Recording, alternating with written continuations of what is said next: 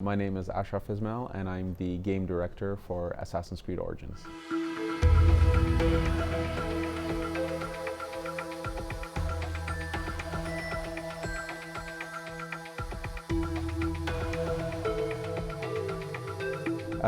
So we started Origins right after Black Flag, and the intention here, the mandate that we were given, and one we gave ourselves even, is to reinvent Assassin's Creed and to bring something fresh and new to it and modernize it.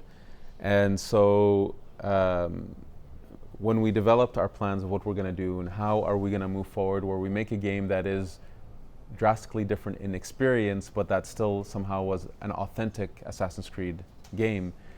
I think we proposed a quite extravagant plan, and there's always a challenge when you do that.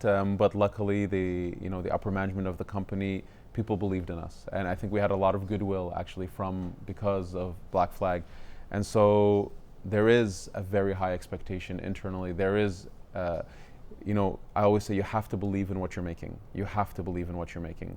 And we deeply believe in the ways we've pushed Assassin's Creed for Origins specifically, in terms of the RPG element, a very different combat system, the quest structure, even the way we build worlds is different.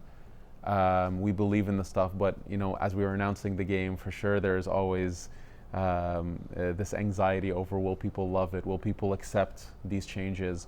Even if we deeply believe in them and felt that they're needed, absolutely needed. The reception has been fantastic. I know there's high expectations, and I know there is pressure to deliver something really unique and powerful, and something that can appease fans, but at the same time open the door to newcomers to the Assassin's Creed universe. Having said all that, I absolutely love it. I love the pressure. I love the expectations. This is what drives us. This is what pushes us to reach the edge of our limits of what we can develop, where our talents lie. So yes, there is a lot of expectations and pressure, but I think it's how we're able to push ourselves. I love it.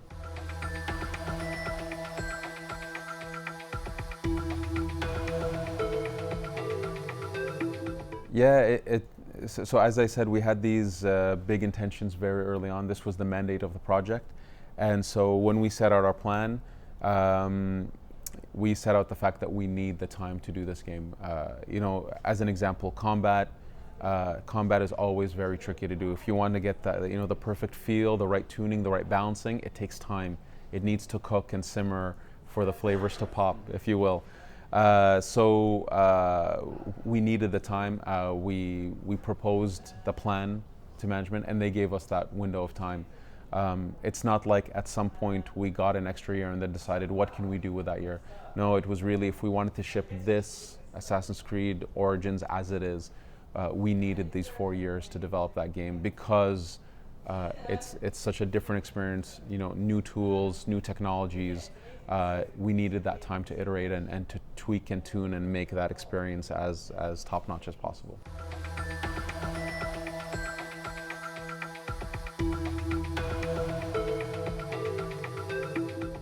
Funny enough, I think we have a real talent within our studio and within our people to build really wonderful worlds. Egypt is breathtaking, and I'm not saying that just out of an artistic sense or a technological sense. One of the things we did on Black Flag, there was a key word that we used at the beginning, was exploration. We wanted a strong sense of exploration. But I feel like after the game launched, what I realized is we had a really good sense of exploration, but the discovery feeling could be way better. And so for Origins, that was one of the big words we used for the world, is we needed a strong sense of discovery, that you are rewarded for exploration deeply, and that you're consistently surprised by what the world has to offer you. And so we try to ingrain that deeply into the world, that you're always rewarded, whether it's a gameplay reward, narrative, lore, whatever it is, something that surprises you, something unexpected, something that felt like it belonged there and it was part of the world, but it means something to you as the player. And so I think, again, people will probably have that sense of exploration and discovery, that it's a very different game than Black Flag, but I think they'll feel that sense of philosophy, that design, It is pretty much the same team that made Black Flag, so I've heard that comment a lot, that there's a sense of Black Flag in there somehow. I think it's due to the people and our philosophies. So the world is quite magical. I think it's one of the best open worlds we've ever built in terms of not just beauty, it's beautiful, but in terms of its density, scope, the things you can find in it, the lore, the details are quite awesome.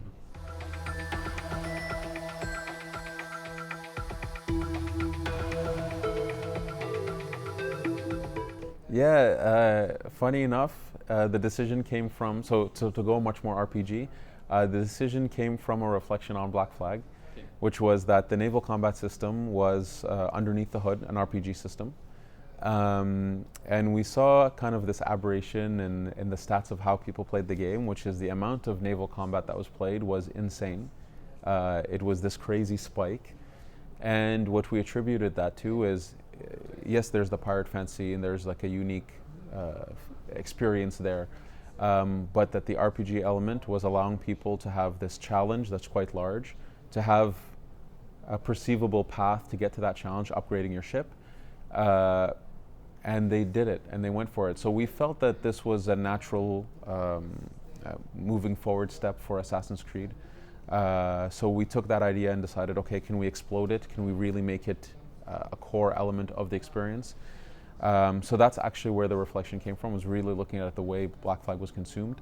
And it just felt natural for us that because of the way we handle, combat, the way we think about combat in terms of its grand presence in the series, enemies, we wanted boss fights. It's something we've always wanted in AC, but never really pulled off in a very satisfying way, or at least in a very massive way. So it was like everything was aligning for us to do that.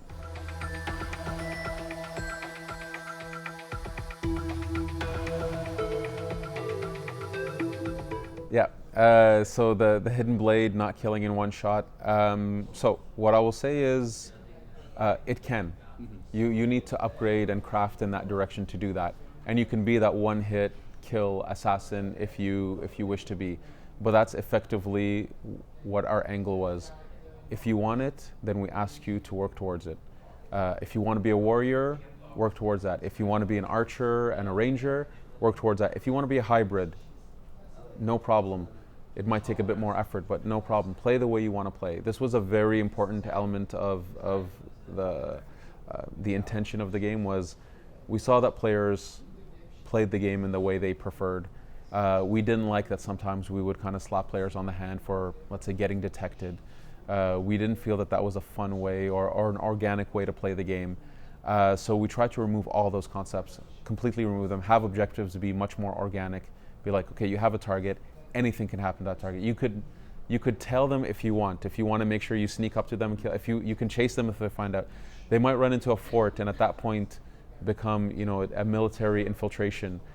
It's okay, all of it is fine. It's the way you experience the game, which is totally fine.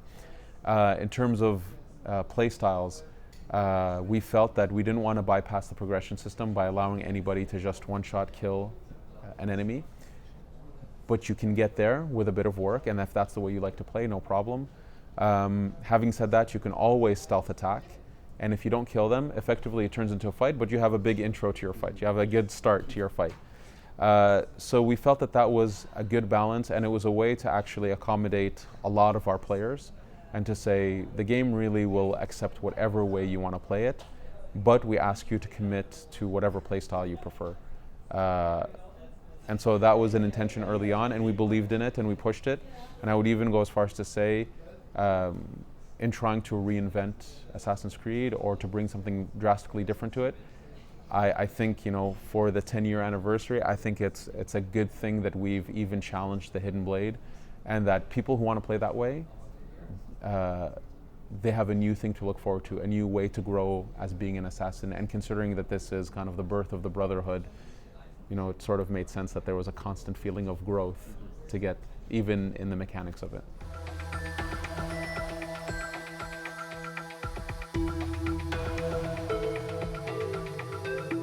Yeah, there is the 10-year anniversary coming up. There's I think many different things. When we finished Black Flag, we knew that ahead of us, Unity and Syndicate were coming, and so these two were kind of urban jungles with, let's say, a more classic approach to Assassin's Creed, and we felt that okay, we need to come with something very different, just for the sake of, again, refreshing that experience, bringing something new. It was the same attitude we had for Black Flag. Very quickly, we set on Egypt as a setting. It was literally sitting in a room saying, "We're doing Egypt, right? Okay, right. Okay, it was that fast."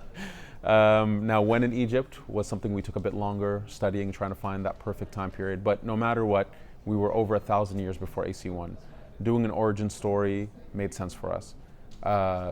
Beyond that, by doing an origin story, feeling like we wanted to bring all these new systems and concepts, it was just, I think, the alignment of the stars on this that,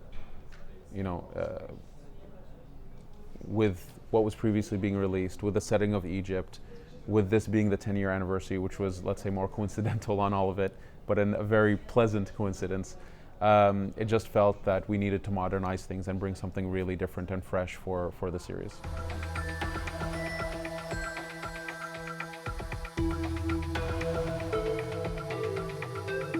Well, I would say right now with Origins, I think on PC, so on PC we're developing it in Montreal along with the other consoles. I'm actually super proud of the PC version.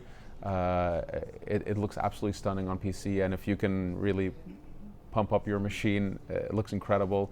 The world is much more breathtaking than I think we had envisioned at the beginning in terms of the draw distances, how far you can see. We wanted to build a world that was very contiguous, that you can see a mountaintop and just go there.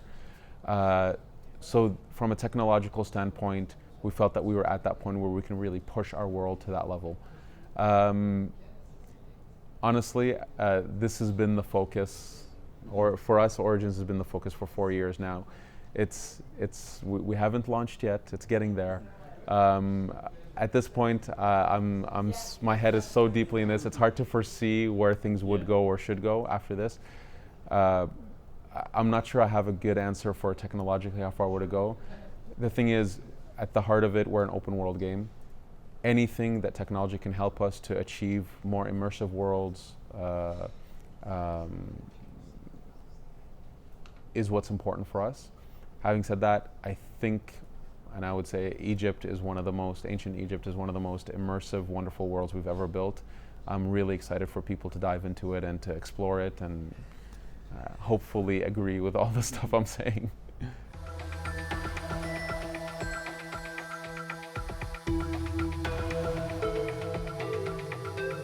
I would say, yes, we wanted to have a bit of fun poking at ourselves. It wasn't anything more than just, we wanted to start, let's say, the new thread of what, at least narratively speaking, what the modern day was doing back then. So there was always that, for sure, and the lore behind that. We wanted a moment where we could give a lot of homage to the fans. So there was a lot of content that was optional, that was really there just for people who like the lore of AC. And then the fun we had with it was, yes, poking fun at ourselves. But that was more, just a little side anecdote to give it a flavor, to give it something unique.